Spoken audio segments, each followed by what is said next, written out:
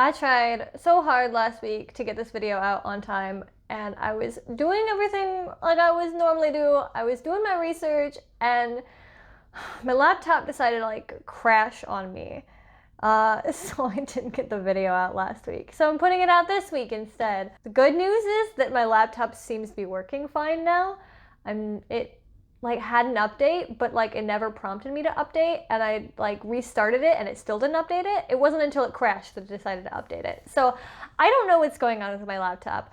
I'm keeping an eye on it because it might continue to develop problems as time goes on. So here's to crossing my fingers and hoping that I won't have too many more interruptions in the future. Let's actually get started on the topic, shall we? So I don't know what I'm going to title this video exactly. I have a like rough idea, and it's probably what I'm going to end up going with. But it's probably like the innovative song from Cinderella, basically like the song you didn't know about. And I think I phrased it that way because I couldn't like think of a better way to like say it. It's not, I should clarify right off the bat, it's not that you don't know this song, it's that you don't probably know about the background of this song from Cinderella. So I learned this recently entirely by accident, and of course this led me to like go down a rabbit trail of like, I need to learn more about this and understand more about the specific situation because I felt like it would make a really interesting video to sit here and talk about. Cinderella, you know, the 1950s Disney movie Cinderella. Beautiful, beautiful movie, beautiful story, beautiful animation, beautiful music. Ilene Woods is a beautiful singer. But I learned something recently in watching an interview with Ilene Woods about one of the songs from Cinderella and how surprisingly innovative it was for its time in terms of technology. So in this interview that Ilene Woods does, she points out that, you know, when she's in this bubble scene and she's singing, there's a point when Cinderella starts singing harmony with herself in the little mini bubbles that are popping up. And that was an idea that was apparently brought on by Walt Disney, that he suggested it to Ilene Woods and kind of wanted to make it happen and see if he could get it done. And obviously when I was younger, I didn't think about this because I didn't understand the difference in technology in back then versus now. But of course, I understand a lot more now than I did as a kid. So when I heard Ilene Woods talk about that, and especially the time frame in which that happened, it like blew my mind as to how big of a thing that was given the technology that was available during that time period. So for anybody who doesn't know audio technology history, let me put Sing Sweet Nightingale into context. So obviously when we record songs nowadays, everything, well, almost everything, is done digitally. All these like electronic files on our computers, on our phones, on our tablets, on like anything that you can possibly imagine, as long as it will hold some kind of audio file. That's how we can record music. And one of the beauties of recording music digitally is you can record any number of tracks that you want to have and then put them all together to make it a song. This is how artists like Ed Sheeran, for example, are able to make music. And if you really want to, and if you have enough talent to actually do it, you can be a one-man band just recording every single instrument that you put into your song, as well as yourself if you want vocals, and then just using some kind of audio program to overlay all of those tracks together so that they play all at once, and then you get one cohesive song. But before we had digital, we had analog. Now, this method of using multiple tracks or multi-tracking was still possible during the analog era. It obviously wasn't as easy as it currently is in the digital era, where you can just drag and drop files into your audio workstation. It can be more time-consuming and more expensive, seeing as with analog recording, you are actually etching and taking up something physical when you record something down. However, the concept of multi-tracking wasn't truly invented until about the mid-1950s and wasn't really commonly put into practice until getting in towards the 1960s.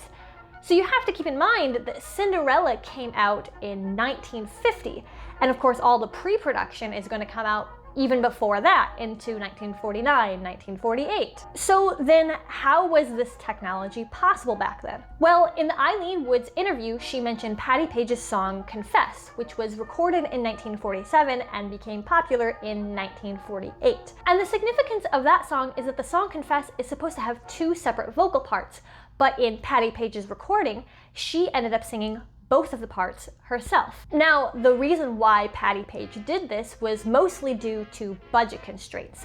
The studio that she recorded with had some budget restrictions. They couldn't really afford to hire a second singer, so they'd asked Patti Page if she could just sing the second part herself. So if multi-tracking didn't exist, how was Patti Page able to record both parts? Well, before multi-tracking, where you have separate tracks that can be put together, was the concept of overdubbing, where you would record a song once and then re-record over it to add on to what you had already previously recorded. And this is because prior to the standardization of multi-tracks in the music industry, if you wanted to record a song, you had to record it all at once, all in one take.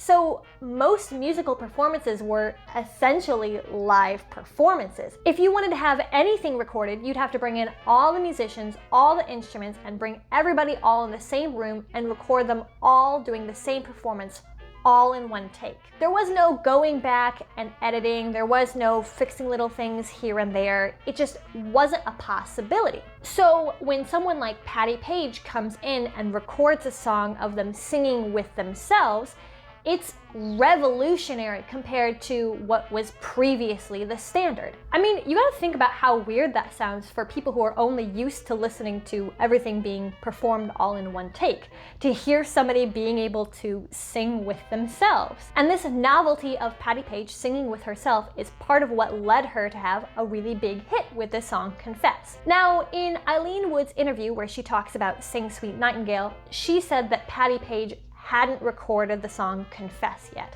Now, I don't think that timeline is 100% accurate.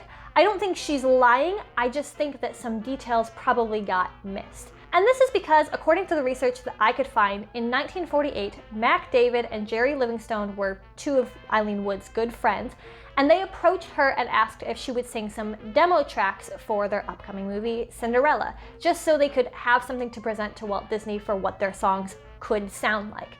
But when Walt heard Ilene Woods singing on the demo tracks, he immediately wanted her to be the voice of Cinderella. So in 1948, Ilene Woods began recording all the lines and songs for the part of Cinderella. However, Patti Page recorded her song in late 1947, according to all the records with her studio. But I'm not really trying to make the argument of who did what first. It's really easy for two people to simultaneously come up with the same idea around the same time frame. However, if you do compare the two songs, they are very different in how they approach overdubbing. With Patti Page's Confess, the two vocal parts more have a polyphonic relationship with each other. They act as two individual voice parts rather than a more strict homophonic relationship with one another. Compared, on the other hand, to Ilene Woods' Sing Sweet Nightingale, where it is a much more strict homophonic harmony, in addition to the fact that Sing Sweet Nightingale doesn't just use two vocal parts,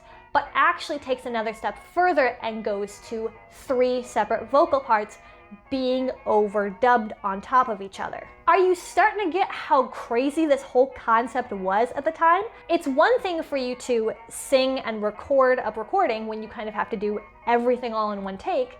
It's another thing when you have to overdub it a second time and get good, perfect harmony with yourself all in one take, but then to go back a third time and have to re-overdub it and do another take where you have to harmonize with yourself a second time. It's crazy and it sounds beautiful. However, I did find one last little bit of information in the process of trying to research and understand every last little facet of what went on here. You see, as I learned more about the history of overdubbing, I learned that the earliest examples of it occurred as far back as the 1920s. It wasn't a 100% novel concept even by the time that Patti Page recorded her song Confess. It had been done a few times before.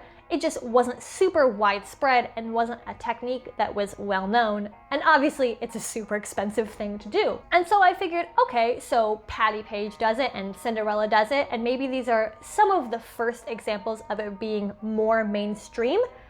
But then I found out that it wasn't even Disney's first go-around at overdubbing. That would actually go to the song The Whale Who Wanted to Sing at the Met from Disney's Make Mine music, which was released in 1946. And of course, that blew my mind too, because I also grew up with that movie as well. And in that, I think I even knew that the entire thing was performed by one single person. Every single voice that appears in the short The Whale Who Wanted to Sing at the Met is voiced by opera star Nelson Eddy. But if you sit down and watch the short, you'll know that that goes just beyond being able to do one voice and then another and then another.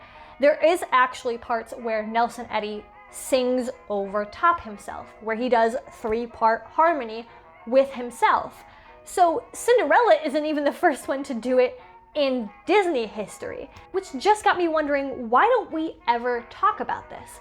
Obviously, we talk about the examples with Patti Page's Confess, and further down the road when Les Paul really perfected the craft of overdubbing and later on multi-tracking. I understand why we talk about those. I think those are important. But there's also obviously examples that came around the same time and before that too, which were also still in the popular consciousness. I mean, they're Disney movies, for crying out loud. Now, I can understand Make Mine music not being as well known because just in general, that movie isn't super well known. Disney's kind of shoved it under the rug a lot because some of the other shorts tend to be a little bit more on the controversial side. And it's also not a super popular movie in general because it is one of Disney's wartime films where they were losing a lot of animators and a lot of just everybody on staff because everybody was being shipped off to war overseas. And so Disney ended up scrounging around some shorts in order to churn out some kind of movie. But even so, Cinderella is a wildly popular movie, and many people have heard the song Sing Sweet Nightingale, so why don't we use that as another example as to how overdubbing was an important process? I don't really know the answer to that. I don't really care because I'm doing a video on it and bringing attention to it. And of course, this is not to say like who did what first, because that kind of stuff is nearly impossible to pinpoint down. But at least these two songs came out around the same-ish time, and I think they're both equally important with each other. And now you have a little fun fact to share at parties. I hate ending videos, right? It's so annoying. I feel like I say the same thing every single time, and I just hate being formulaic more than anything else. So that part annoys me, so I'm just going to say thank you for watching my video. Thank you for, if you've made it to this point of the video, thank you for watching this long. Of course, if you like this content, you'd like to see more, feel free to subscribe to the channel. I should upload most weeks if my laptop doesn't die on me.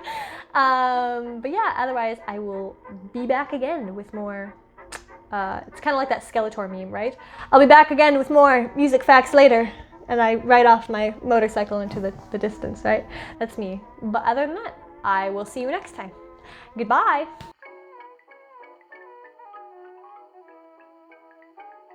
Should I do it like Tour Guide Barbie? Bye-bye, bye-bye, bye-bye. Do like Disney princess homage, right? Bye-bye, bye-bye. Oh, my cheeks are killing me, right? All right, bye.